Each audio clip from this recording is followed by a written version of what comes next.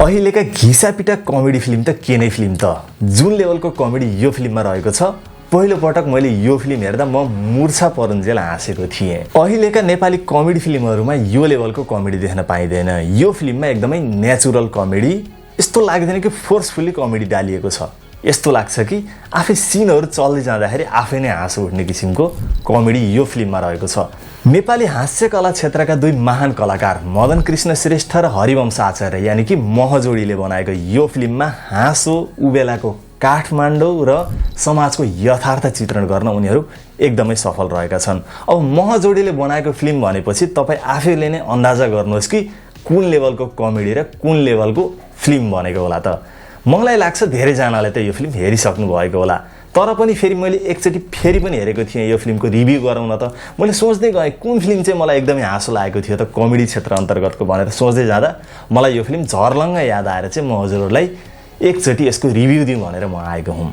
यो फिल्मले देखाइदिन्छ कि हरिवंश आचार्य र मदन कृष्ण श्रेष्ठ किन हास्य व्यङ्ग्य क्षेत्रका दुई महत्त्वपूर्ण स्तम्भ हुन् भनेर।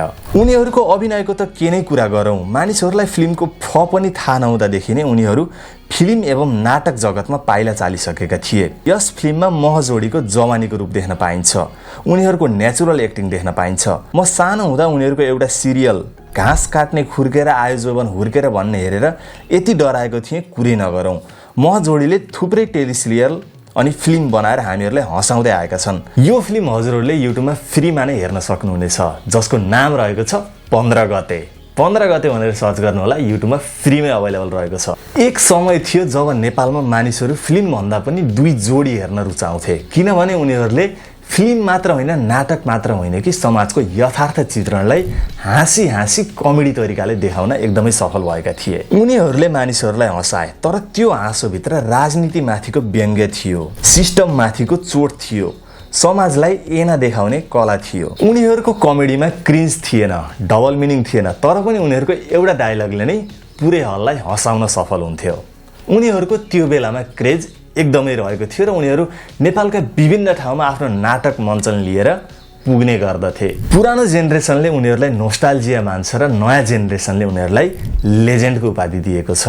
टेलिफिल्म, स्टेज फिल्म, सामाजिक सन्देश हरेक ठाउँमा उनीहरूले नेपाली इन्टरटेनमेन्टलाई अर्को स्तरमा पुर्याए र आज पनि नेपाली कमेडीको कुरा हुँदा सबैभन्दा पहिले आउने नाम हो हरिवंश आचार्य र मदन कृष्ण श्रेष्ठ, जसलाई महजोडी भनेर चिनिन्छ।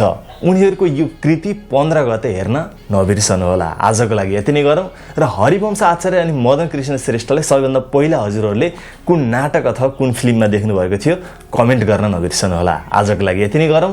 Thank you.